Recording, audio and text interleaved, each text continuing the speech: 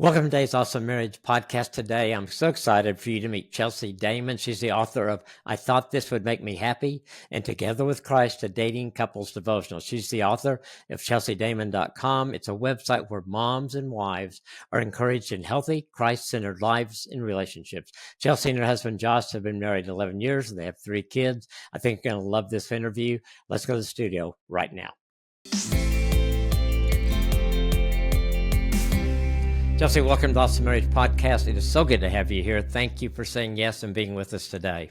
Absolutely. Thank you so much for having me. I'm excited to chat.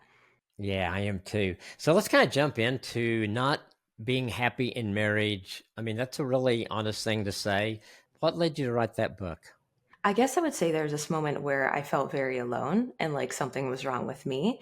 And it took me a while to realize actually, no, I'm probably not the only one in this situation, feeling a little bit disillusioned, having all of these expectations and high hopes for marriage, and then realizing even though things are not going terribly wrong and we're not in a state of crisis, that it's not going to be my true source of happiness. And it didn't take all that long into marriage to realize that it was, to just realize that and it was going in that direction. And, my husband and I got married young. We met at a Christian college where a lot of people were like us and dating quickly, kind of on the fast track to marriage and getting married young and having all of these high hopes and dreaming of marriage one day. And I think that's relatively different to a lot of other places in the world. Now I'm in the working world, a lot of people get married older, but in that cultural area, a lot of people are getting married young and have all these high hopes for their marriage. And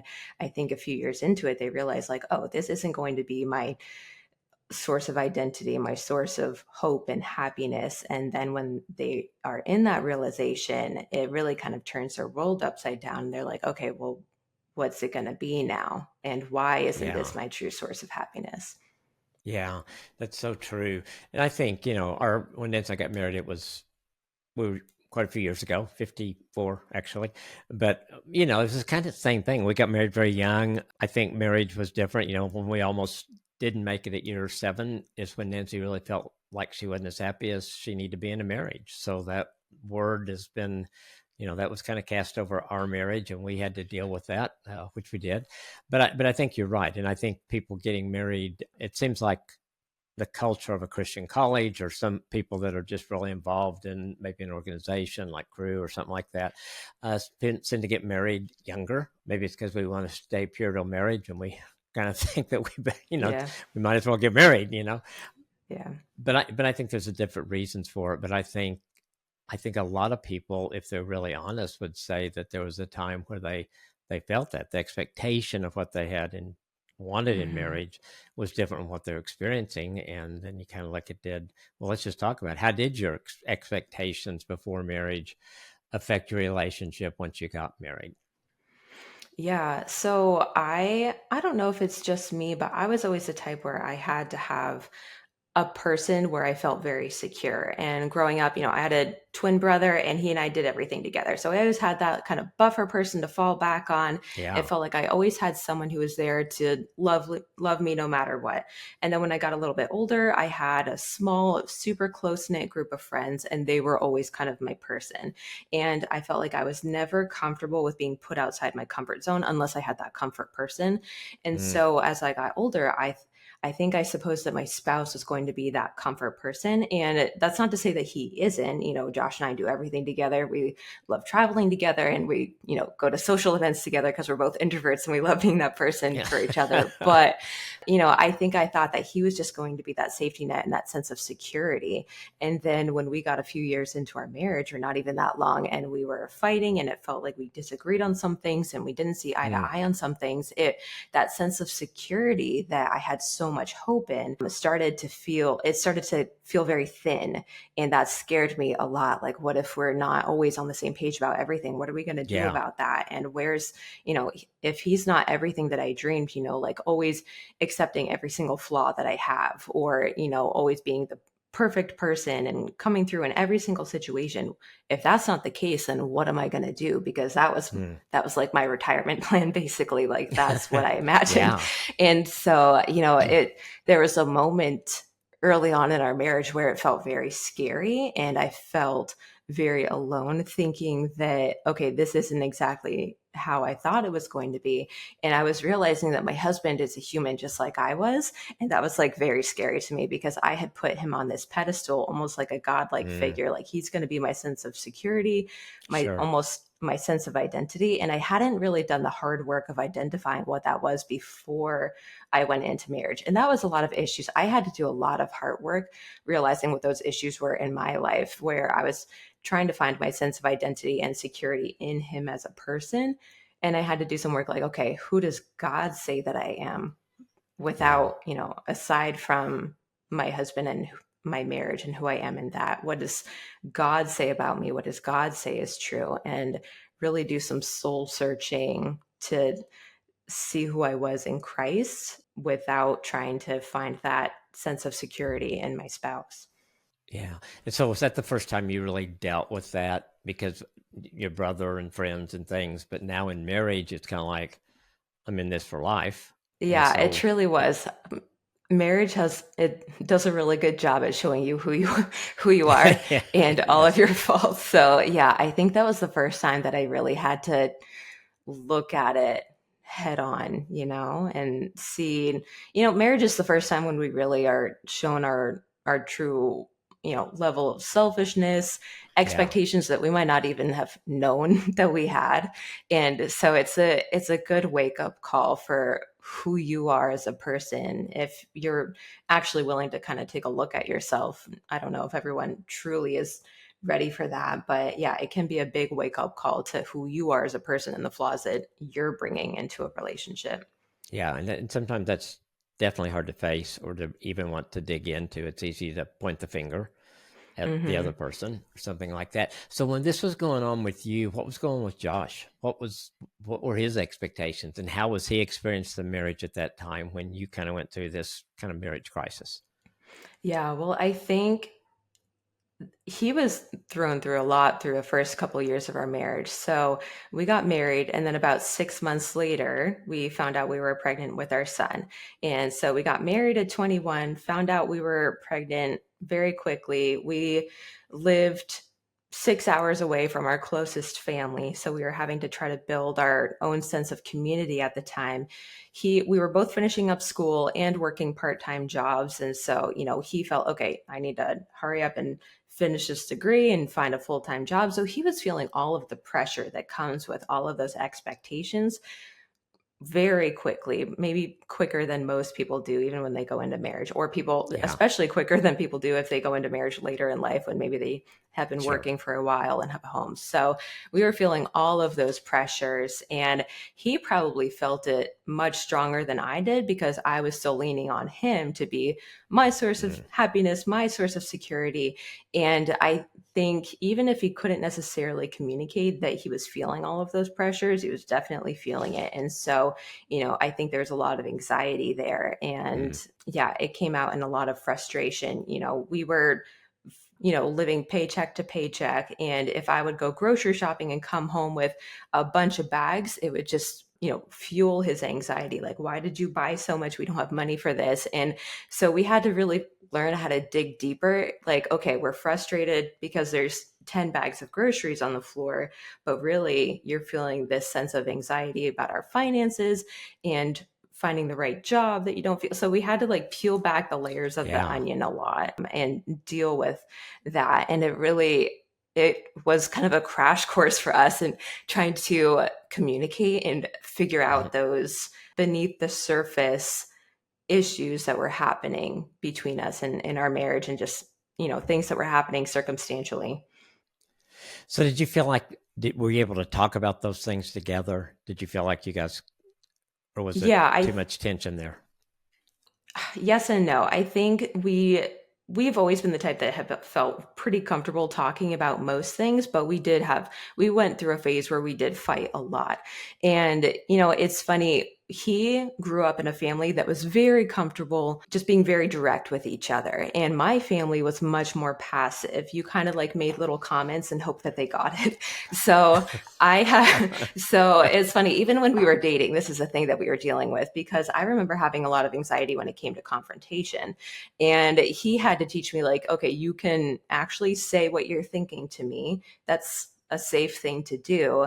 Yeah, And, I had trouble even making eye contact with him when I felt like we were fighting or disagreeing. And he's like, no, you can look at me, you can talk to me, like, it's fine. And so, I was on my journey of learning how to communicate. And I feel like I almost hmm, even went a little bit in the other direction, being very direct, maybe even honest to a point where it wasn't even helpful. Like, and, you know, probably even going over the line with like not being very kind sometimes in the way that I spoke, because I was trying to work on just being more direct like he was, and I probably overcorrected a little bit.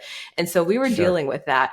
And so that we fought way more in the early years of our marriage than we do now. And I think over time we slowly learned how to deal with the issue rather than make it a personal thing with each other.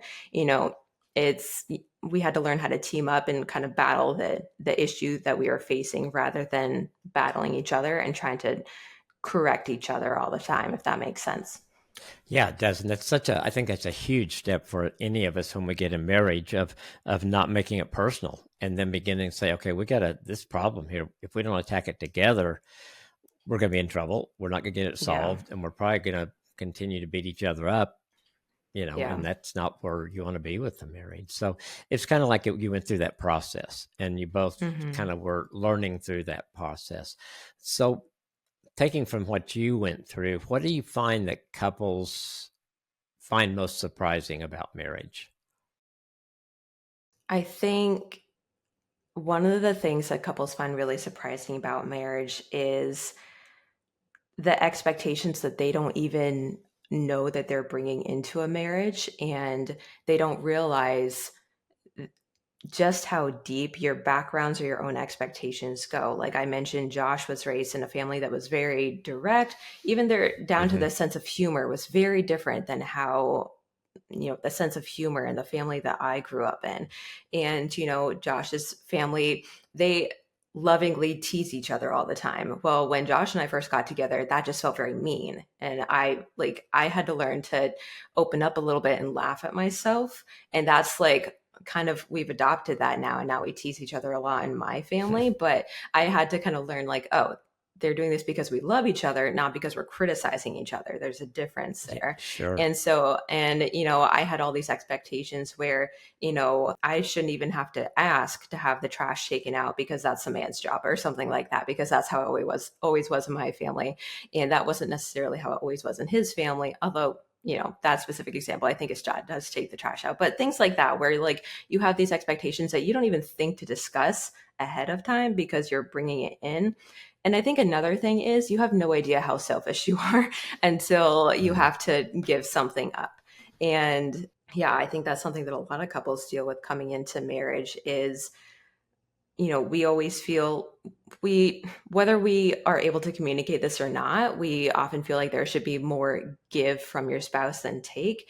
And ideally, yes, that's true. But I think it takes a while to get to that point and recognize that we're acting in that way. I found that for myself, I was getting frustrated if I felt like I had done more chores in the day than Josh had done, feeling like Hmm. that should always be kind of even. And that's something that we had to talk about and kind of like had to be like, and I had to learn how to say, like, okay, I had to learn how to ask for help, essentially. Like, okay, can you be the one, like, so I don't have to think about garbage or something like that? Can I just Hmm. not think about it?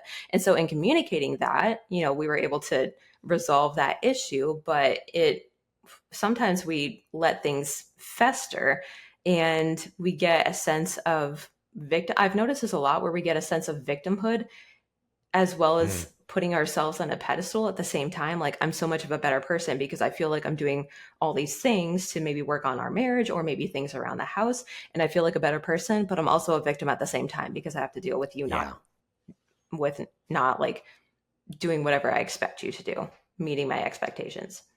Yeah. Now that's I think expectations play such a huge part in that for all of us. And I thought the Yeah. example you said about the trash is really good. I think it's like Hmm. I think sometimes we expect our spouse just to know something because it makes so much sense to us, or they should be able to read our mind because they do Hmm. love us and things like that. And I think that's something every couple has to deal with and realize that it's okay to ask for what you need. Yeah. And I think we have a tendency to catastrophize those things sometime and be like, if they loved me, they would notice this and just do it. And we don't think like, oh, it's just, they're just not thinking about it. They have something else on their plate. And we have a tendency to judge those things more harshly than we would maybe judge ourselves if we did similar things. Oh, I think you're exactly right on that because it's like and not knowing that the different family of origins, different backgrounds, all those things can Hmm. play in place. Like you said in your family, I guess your dad always did the trash. Well, then that's what every husband's supposed to do, right? Yeah, In every exactly. situation. And if you grow up in a home where it was done differently, yeah, I think the Hmm. communication is such a big. So as you guys got into that with issues like that, were you able then, as you said you kind of went maybe too far being direct, but you got to where you were able to talk about those things, Hmm. share what you were really thinking or how it was affecting you, those kind of things. Yeah, I think when we were finally able to share just how different actions made us feel and kind of level on that. And sometimes, I think we often like to say your feelings are valid, and I think it's true. Like the way you feel matters, but sometimes we need to level our feelings, like with the example with the trash and catastrophizing it. Like I would maybe think like if like he would take out the trash, or he would just notice that I had a very hard day and he would just do the dishes for me if he cared about me. And those feelings of overwhelm are valid, but I don't necessarily think the feelings of jumping to conclusions, like if he actually cared about me he would do this, are always valid.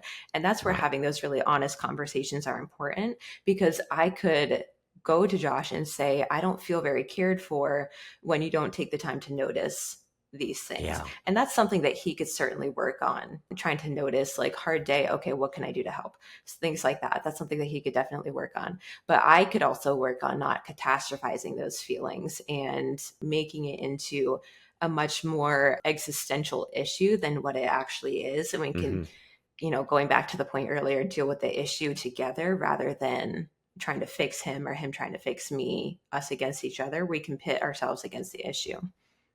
Absolutely. I want to go back to one thing you said that kind of when you were talking about comparing the chores and what you're doing, the kind of the scorekeeping thing. Hmm. How did you guys get out of that?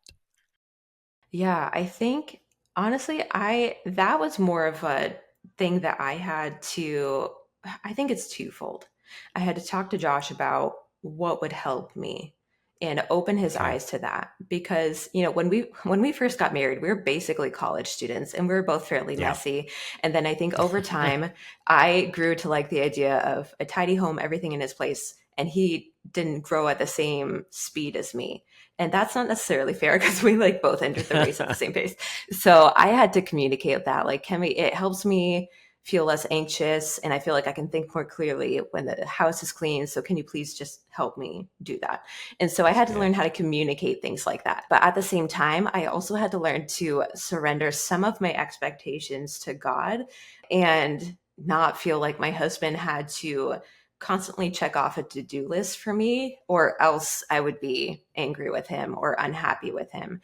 And so I really had to learn to make it like so that the basis of my love wasn't necessarily tied to all the things that he did for me, or the basis of me feeling loved by him wasn't tied to all of those things that I felt like he was performing for me. And yeah, that came from looking at Christ's relationship with the church and seeing that selfless love and wanting to exemplify that in my own marriage by being willing to cover everything in grace and cover everything in love, and bearing with those small annoyances that I would normally let turn like fester into bigger issues in our marriage. Yeah. So, yeah, twofold, I would say communicating better slash surrendering those things to Christ.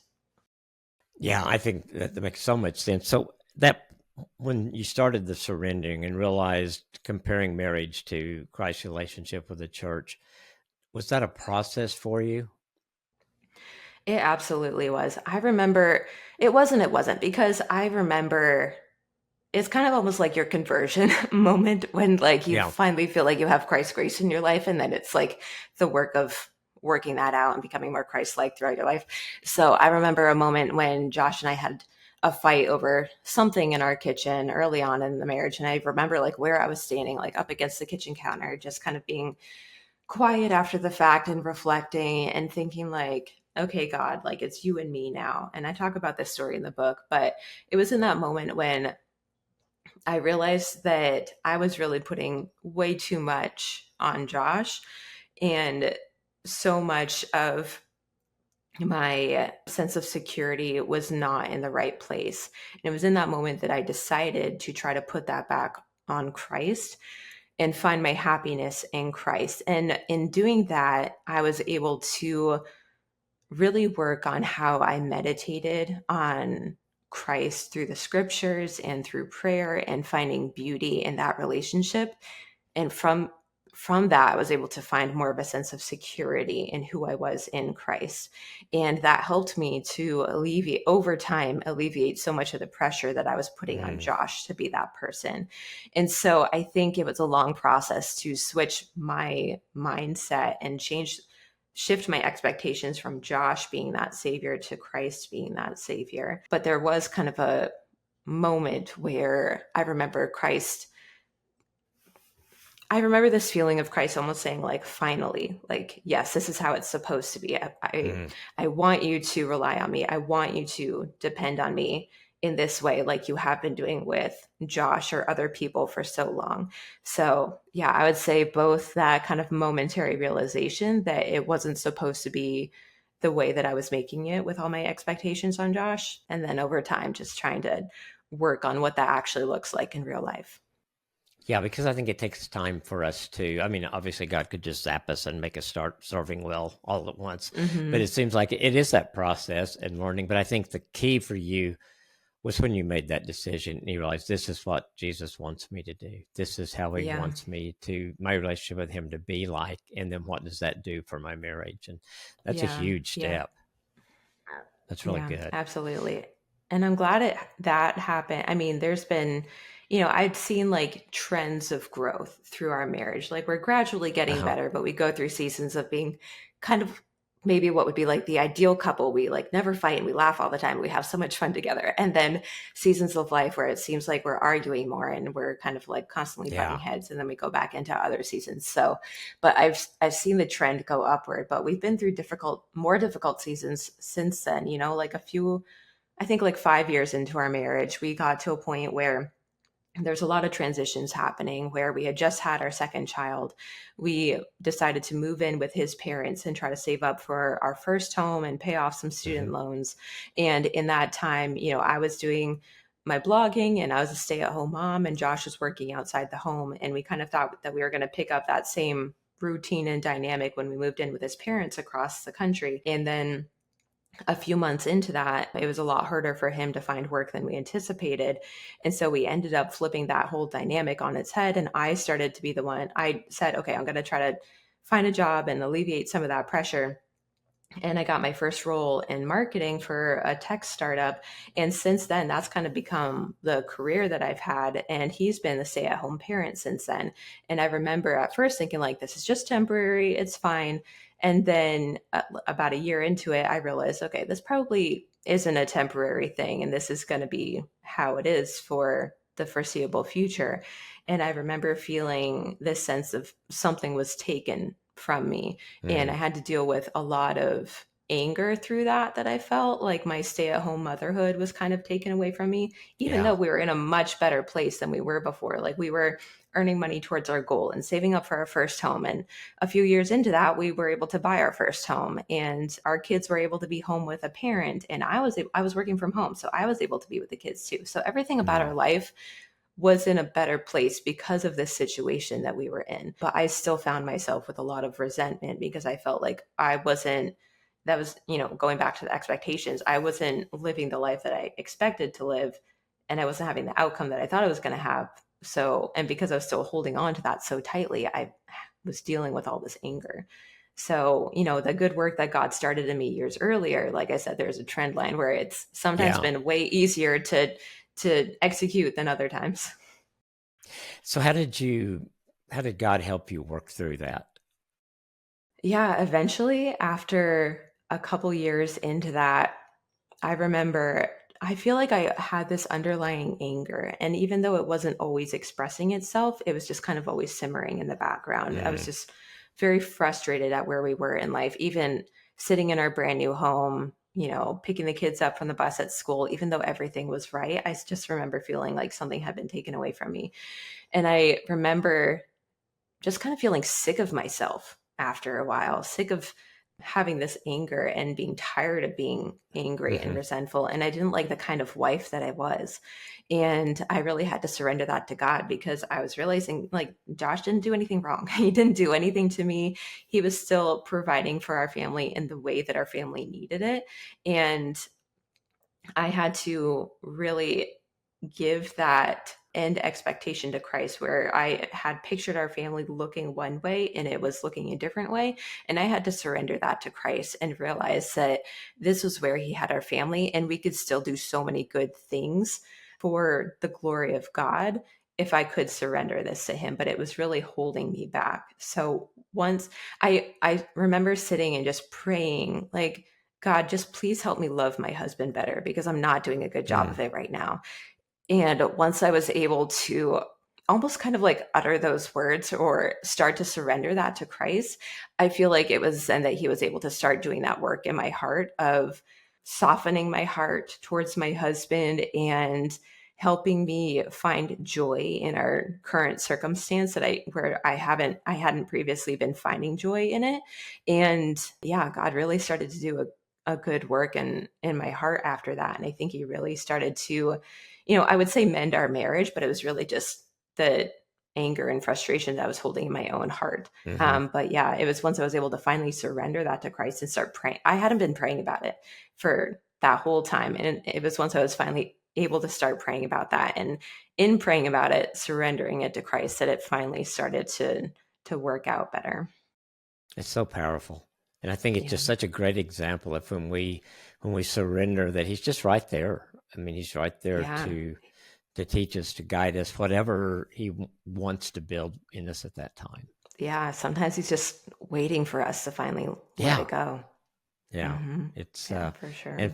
once we do, or my experience, and once I do, it's like, why didn't I do this earlier? You know? I know. But I've learned to not get stuck there because I figured God had a plan all the way through, and I'm there now. Sure, I Hmm. may wish I'd gotten there earlier, but Yeah, there's lots of lessons that you learn throughout the way. It helps you absolutely, be able to coach people who are several years behind you, who are coming into that phase of life. But, yeah, it would have been a lot easier for us if we had just known the lesson going into it. But, I think that's how God often uses you. Like I think of, Joseph in the Bible, how all the things he went through being sold into yeah, slavery and, all the hardships he went through. But God has a way of using that to better more people than you could even think. So if you are willing to surrender that to Christ.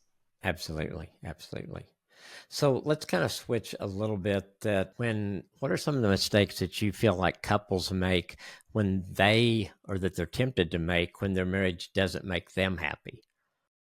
Yeah, I mean, I think a big one I see, and I've sadly seen this and in divorce many times, but I've seen couples go to the wrong people for support in their Mm, marriage. They'll often go to maybe a friend that they've had since childhood or whoever, someone who is always going to take their side 100% of the time and always have their back.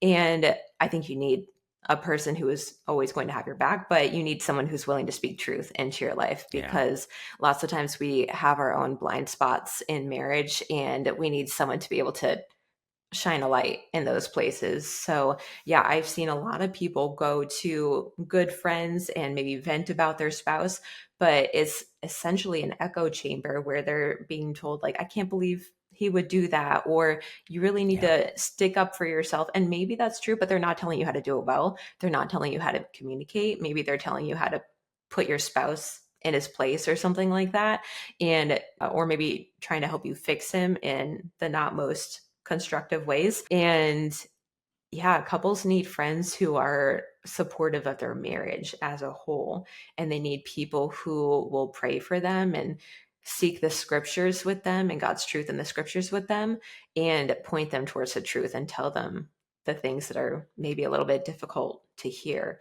or maybe someone who's willing to just sit there with both the husband and wife, and kind of speak through some issues.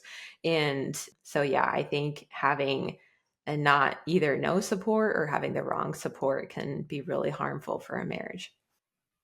So if someone's listening and they think that really makes sense, how do they find that person? If they're really thinking, okay, the people I've been talking to are doing just kind of what you said. They're either agreeing with me or they're telling me how to fix it and something like that. How did they go about Yeah. finding that person? I think there's a few ways. If you have a friend who you think might be honest with you, maybe you need to invite them to be more honest with you and say, hey, like, please tell me if I'm in the wrong here, or please be honest with me because my goal is to help my marriage and to find that reconciliation, not necessarily be the one who's right or find, like justice for myself in this situation.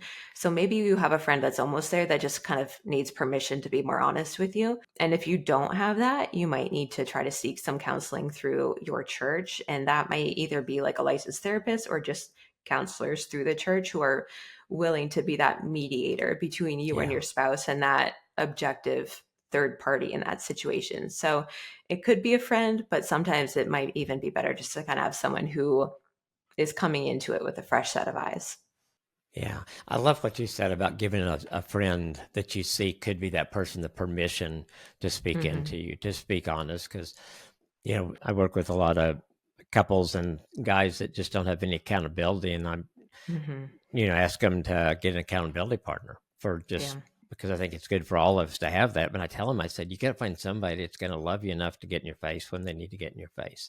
And I Exactly. can That say can be that a to scary guys. thing for a friend to do.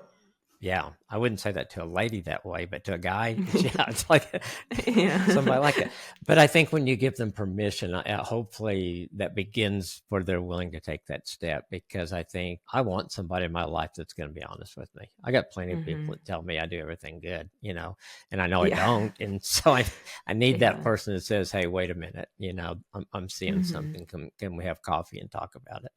Yeah. Because I think it makes a difference, and we need that. And especially in those kind of times, it's always easy to find somebody that agrees with you, but it's Yeah. harder to really find that person that loves you and is willing to disagree with you if that's what's needed at that time. Yeah. Yeah. People, anyone can kind of nod and shake their head and be like, "Oh man, that stinks." But like, it takes someone who's willing to do the critical thinking and kind of read between the lines and maybe even ask those hard questions like, is there anything you're leaving out, or, what do you think is making you act this way in your relationship, or, like, could you have contributed to this problem at all? We don't like Yeah, to ask that because it puts people on the spot and it makes the other person uncomfortable. We don't like to make people feel uncomfortable. And so it's difficult to find a friend who's willing to do that. But I think some of us have friends who would do that if we told them that that's what we're if I looking give for.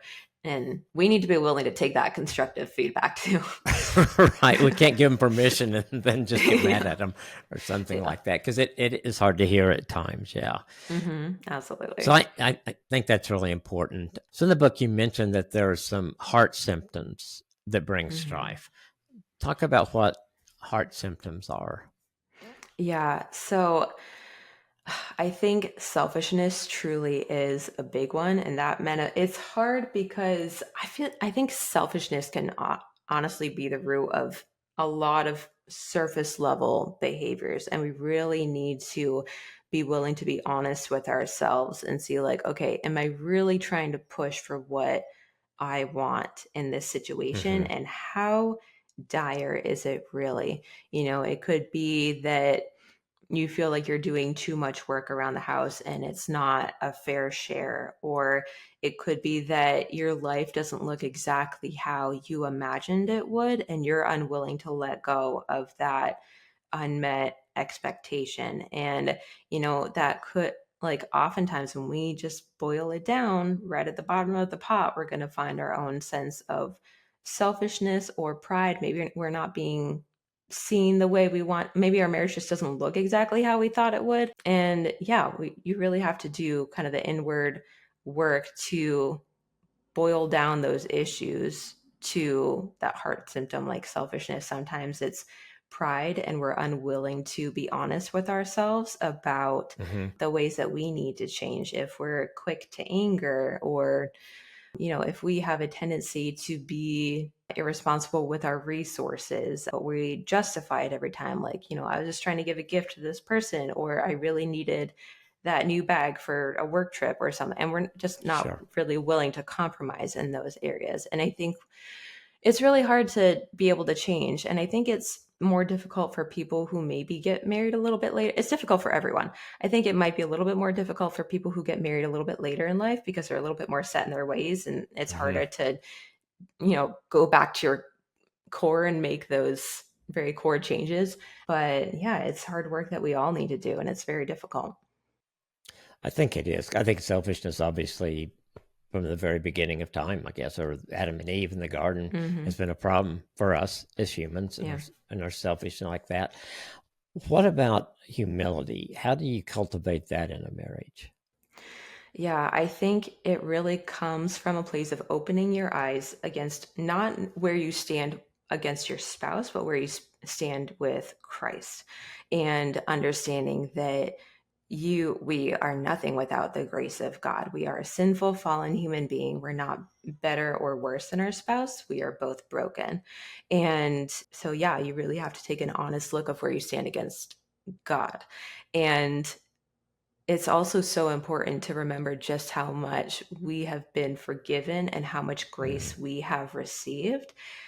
And when we are able to regularly remember that, it makes it so much easier to cover our spouse in grace and be quick to forgive, because we know how much we've been forgiven. If we feel like we do everything right and we are the model spouse, we're going to be way more harsh with our spouse than we would have if we know, like, okay, yeah, I make mistakes all the time. Maybe not the same ones as my spouse. And that's another thing too. We often expect our spouse to be good at the same things we're good at, and we get frustrated if we're good at something that they're not. So yeah, you might need to realize that you have your own strengths, your spouse has different strengths, just like you have your own weaknesses and your spouse has his own weaknesses. So yeah, it's important to recognize that and just preemptively cover your marriage in grace. And I think prayer is a great way to do that and kind of set your heart right going into a day. And yeah, just covering your marriage with God's grace. And yeah, I think spending time with the Lord on a daily basis is a great way to rein in your heart and your desires and all of your expectations and submit them to Christ before you have, Mm-hmm. those little interactions with your spouse that can kind of build on each other and cause tension throughout the day. Yeah, I think Nancy and I've seen over the years that when we can do that, that God has never changed anything in either one of us that was not good for our marriage and each other, Hmm. and definitely good Yeah. for us. He just doesn't. He's not going to change something in me that's going to be bad for my marriage. Yeah. I love the book Sacred Marriage by Yes, Gary Thomas, I think. And yeah, the yes. whole point is about how God uses your marriage to refine you and make you more like him. And I think it's such an important thing to remember that our marriage is a picture of Christ's relationship with the church. And we are called to sacrifice ourselves for the love of our spouse. And yeah, if we're able to, we can do that in many, many ways on a daily basis, many little ways. And it also causes us to bring a level of forgiveness and cover everything in forgiveness in our marriage. Yeah, if you can't forgive, you're never going to make it in your marriage. It's Hmm. just gonna. You may stay together, but it's not going to be the Yeah. marriage. And I think that was something I had to learn. I was stubborn, a lot of pride at 20 years old as a guy, Hmm. and just having to learn that yeah, forgiveness is such an important part of that. And Hmm. Nancy was always quick to forgive or quick to say she was sorry. And I think I abused that for a while because I wouldn't be the first to say it. And I Hmm. had to get to the point, or God got me to the point where he said, look, you need to apologize for this now. You need to forgive, or you Hmm. need to say you're sorry. Yeah. And I think that was a huge step for me in just getting that part of it out of our marriage. Yeah, I think it can be really easy to put ourselves on a pedestal where, yeah, we can forgive our spouse, but sometimes we do it with the sense that we are better than them and we're almost doing them a favor. And so I think it kind of comes back to that lesson in humility where we need to understand how much we've been forgiven at the same time.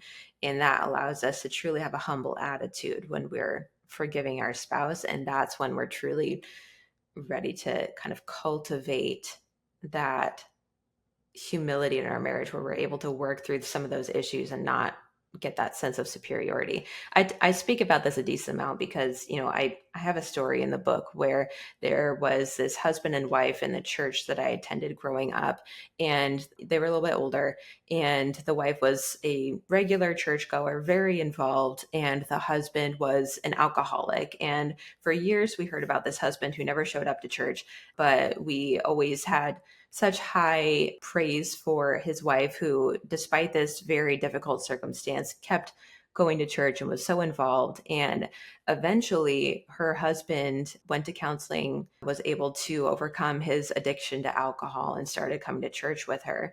And a couple years after that happened, they ended up getting divorced. And I think a big factor after that was the fact that she was no longer the better person in that relationship, and she Mm. was no longer on the pedestal that she thought she would be. Her husband was now going through counseling, he was leading Sunday school, and it just kind of flipped her world upside down, and the dynamic completely shifted where now her spouse was living a more godly life, and it was very hard for her to not feel like she was the better person and have that sense of superiority in that relationship.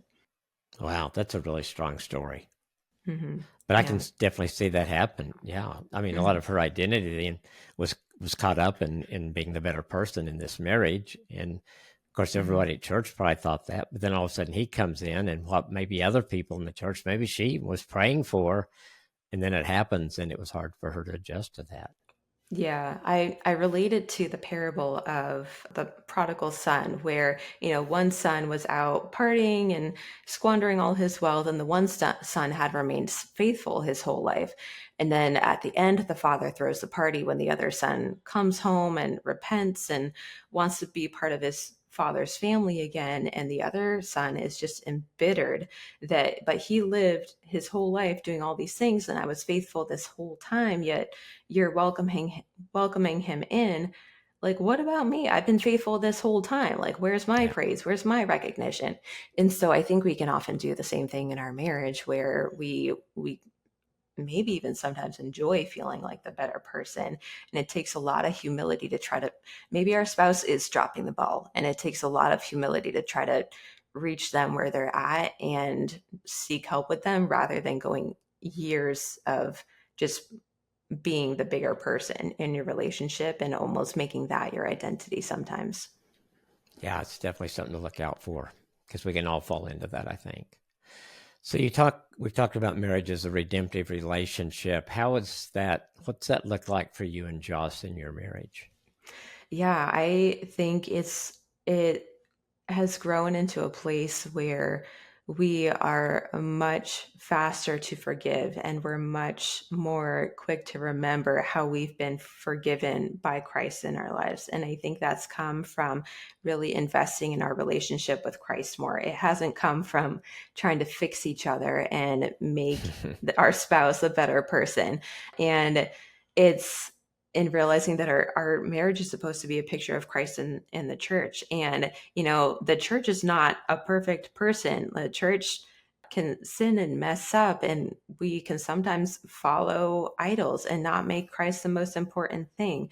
But I think the beautiful thing is that Christ's relationship with the church is a redemptive one. He came to save the church and Yeah. forgive her and cover her in grace. And I think in having that attitude towards our own marriage, it helps us to be way quicker to forgive and way quicker to try to seek a solution together rather than holding on to the hurt that we feel whenever our spouse wrongs us. And, using that against our spouse or just using it to pull away from our spouse or build a wall there. It helps you to do the hard work of trying to go to your spouse, even if they were the ones that hurt you, and say, hey, what can we do to make this better? How can Mm, we go to Christ in this? And, you can go through and, I talk about how sometimes you may want to make a change before your spouse is ready to make a change. mhm. And that can be a really difficult thing if your spouse is not on the same page with you there.